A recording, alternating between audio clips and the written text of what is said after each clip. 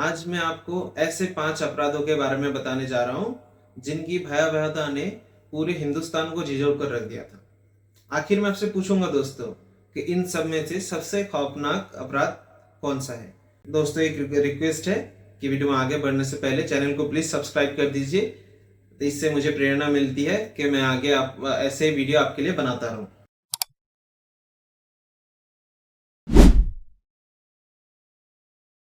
पहला केस है दोस्तों निर्भया गैंगरेप।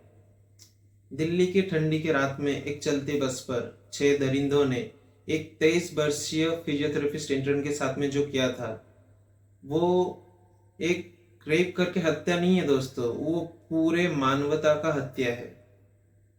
ये जो घिनौना काम उन लोगों ने किया था, इसके बाद में पूरे देश भर में प्रोटेस्ट चला, बहुत ज़्यादा कैंडल मार्च निकले उस लड़की के लिए इंसाफ की मांग की और कानून पे बहुत ज़्यादा सवाल उठे। Delhi police custody, highway blockade और दिल्ली पुलिस बहुत ज़्यादा कठोर हो गई और उसके बाद कहीं ना कहीं बहुत टाइम लगा, बट 20 मार्च 2020 को उनसे 4 अपराधियों की फांसी हो गई। भले न्याय को टाइम लगा दोस्तों, बट न्याय मिला उस लड़की को। पर फिर भी आप सोचिए कि उस बच्ची पे क्या बीती होगी और उस बच्ची ने क्या झेला होगा। दूसरा केस है दोस्तों आरुषि तलवार का। तो दिल्ली नोएडा सेक्टर 23 में एक 14 साल की बच्ची की लाश मिलती है उसी के कमरे से, और फिर उसके अगले दिन उसके घर का जो नौकर था हेमराज, उसकी लाश मिलती है उनके घर के छत पर। इस केस का अभी तक कोई खुलासा नहीं हुआ है दोस्तों कि एक्चुअली में उस रात में हुआ क्या था। तो शक की सुई जो है हर एक पे घूमती रही और जो सीबीआई इंक्वायरी बैठा था उस पर उन्होंने 2 थ्योरी निकला, बट अभी तक ये सवाल खुला है कि उस दिन हुआ क्या था। तीसरा केस है दोस्तों हर्षद मेहता स्कैम। 1992 में हर्षद मेहता ने जो स्कैम किया था ये बहुत ही बड़े लेवल पे स्कैम किया था दोस्तों। आप मानिए एक मार्केट से पैसा उठा के उन्होंने एक ही दिन में 4000 से 5000 करोड़ का, मैं दोस्तों तब की बात कर रहा हूँ 1992 में 4000 से 5000 करोड़ का एक ही दिन में मार्केट में उछाल दिया था। उसके बाद में एसीबीआई की स्ट्रिक्ट हुआ, इंक्वायरी बैठी, इंक्वायरी में उनको पता चला, फिर उनकी जेल हुई और जेल में ही उनकी मृत्यु हो गई थी। चौथा जो केस है दोस्तों वो बेहद ही डरावना है।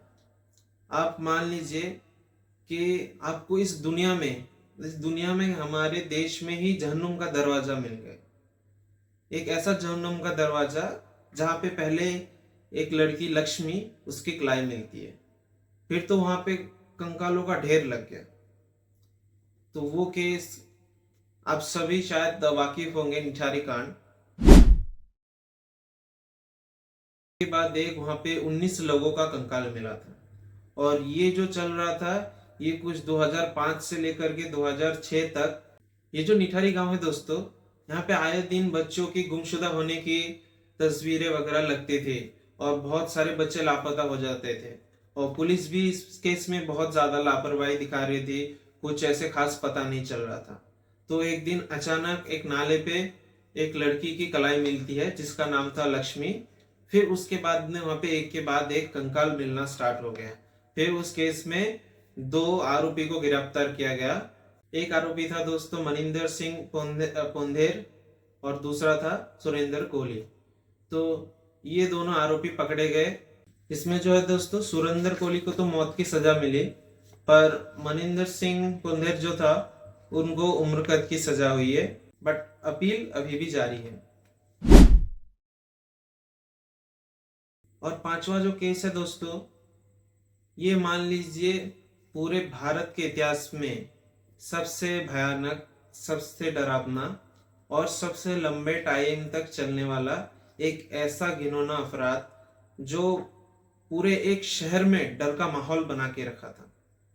हाँ दोस्तों, मैं 26/11 की उस रात की बात कर रहा हूँ जहाँ पे इंडिया के मुंबई शहर में कुछ 10 आतंकियों ने घेरा जमाए बैठा था।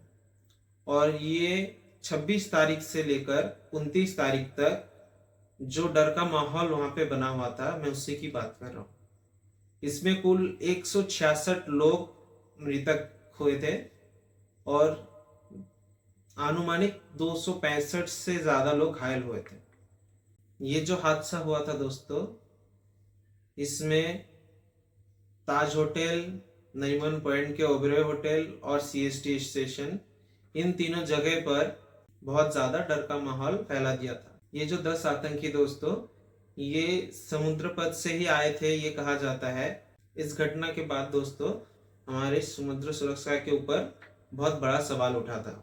इस केस में एक लौता जिंदा पकड़ा जाने वाला आतंकवादी था अजमल कसाब, जिसको 21 नवंबर 2012 में फांसी दी गई थी। तो दोस्तों यह है भारत की 5 सबसे दहला देने वाली अपराध जहां इंसानियत की सबसे काली परछाइयों की झलक मिलती है। तो दोस्तों कमेंट में जरूर लिखिएगा आपको सबसे ज्यादा कौन सा केस विचलित कर गया है। अगर आप किसी केस को लेकर डिटेल में वीडियो चाहते हैं तो कमेंट कीजिएगा, मैं उस पर डिटेल में वीडियो बनाऊंगा।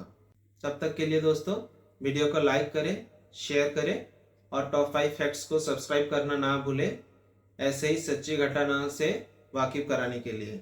मैं हूं आपका दोस्त इरफान। मिलते हैं अपना अगले वीडियो में। तब तक सुरक्षित रहिए, सेफ रहिए। धन्यवाद। जय हिंद।